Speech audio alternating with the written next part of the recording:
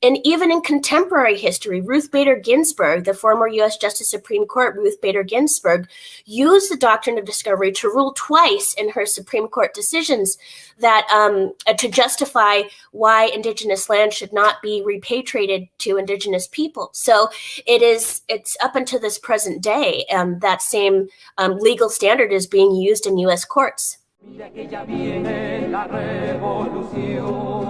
Para que se asustan será pa' mejor. Es el pueblo entero el que ya está gritando. Viva la revolución. Iranian nuclear weapons development. They have turned the island into a communist hellhole. The experiment in Venezuela has failed completely.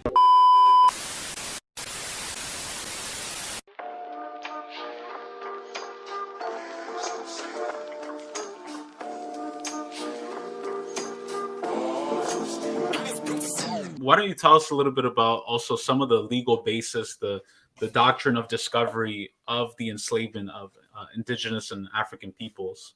Sure. So I guess we'll start really briefly with a definition of settler colonialism. For anyone on the stream who is not familiar with the term, we'll be referring to this more. So I would look to Roxanne Dunbar Ortiz, a noted historian, look to her for the definition of settler colonialism, which she says is the process by which an imperial power seizes native land, eliminates the original population by force or removal or genocide, and then resettles the land with foreign invading population. So in the United States, as you mentioned, also with the theft of African people. So then the removal of indigenous people coincided with the growth of slavery. So the expansion of that institution of slavery, of chattel slavery in the United States, they were parallel dynamics.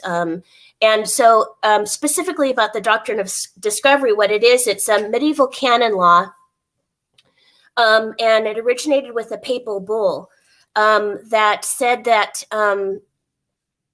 according to this law, then the European Christian monarchies acquired title to the lands they discovered, as well as the indigenous inhabitants that were on those lands. And the indigenous inhabitants then lost their natural right or inherent right to those lands because the Christian Europeans simply arrived and claimed it. And the Pope ordered this. He basically split the hemisphere and said, okay, part is going to go to Spain and then part is going to go to France. And then also defined as in defining this property or real estate, it was another form of this property was enslaved African bodies. And so from the 15th to the 20th century, most of the non-European world was colonized under this legal standard called the Doctrine of Discovery, which is a spiritual law, not only by existing as, a papal bull, but the reason why it's significant is because it has a religious element to it. Therefore, it becomes unquestionable because it's ordained by, God. So it's like, how can you question that and be a good Christian? But the doctrine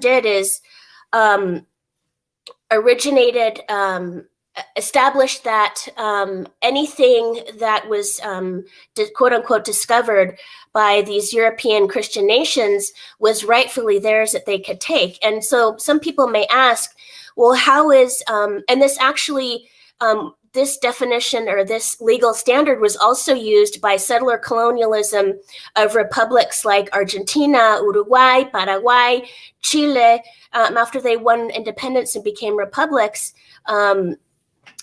This led up to the 1948 Genocide Convention because they were forcibly removing children, they were preventing births, and all these kinds of things that fall under the international law's definition of genocide. So that is what it led up to. But people may ask, okay, so why should the United States care about the Doctrine of Discovery?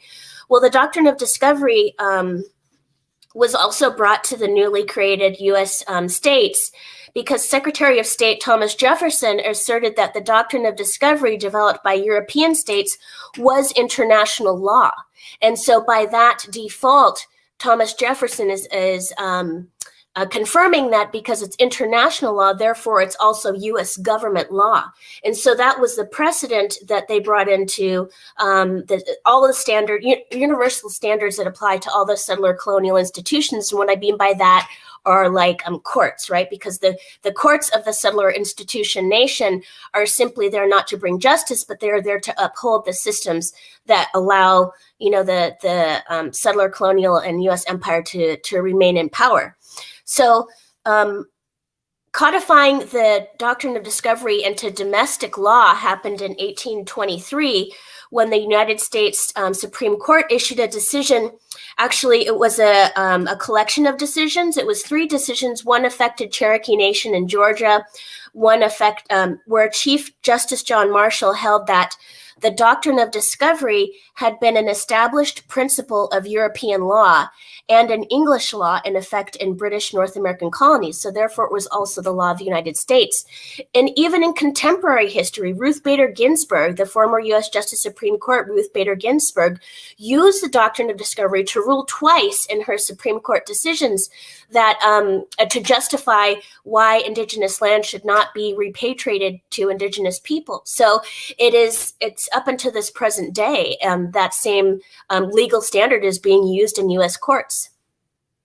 That's wild. And even when you say that, because RBG, she's heralded as this liberal, oh my God, she's a boss, girl boss, she's amazing. And liberals and conservatives both use these Doctrine of Discovery laws to maintain white supremacy, to maintain their hegemony over stolen land. And I think one thing that comes to mind when I'm hearing all of this is also the so-called state of Israel and Palestine. Mm-hmm. And Palestinians are the indigenous peoples of that land, the Philistines, and the Israelites came and killed them and established the kingdom of Judah and Israel long ago. But they basically settled those lands, and now they're resettling those lands.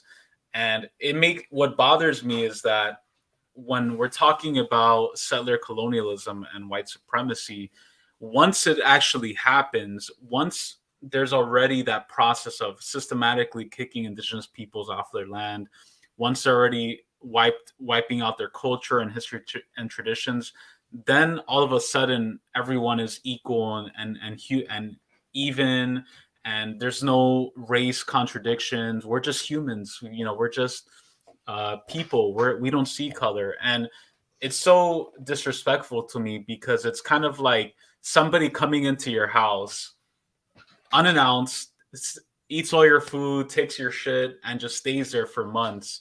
And you're like pointing out this whole time, like, hey, I never invited you here. You're coming into my house. You're trying to live here. And then all of a sudden now we want to talk about, oh, we're both equals. Let's just start off from scratch. Yeah. Where it's like, no, like, you came here, you settled here. You weren't supposed to be here to begin with. And I feel like that sort of mentality is very inherent into the white supremacist settler. Because here's the thing, right? Most people who uphold settler colonialism, it's not like they're saying, oh, good, like, white people are superior and we're going to stay here. We deserve these lands because we're stronger and better. Like, most of the time, most white people you meet, they're not going to say that, right? But the way white supremacy and settler colonialism manifests itself is by trying to overcome that history, by trying to act like it never happened. We're past that. That's in the past. Like, this is now, we're all Americans, we're all Israelis, we're all whatever settler colonial project you want to say. Yeah.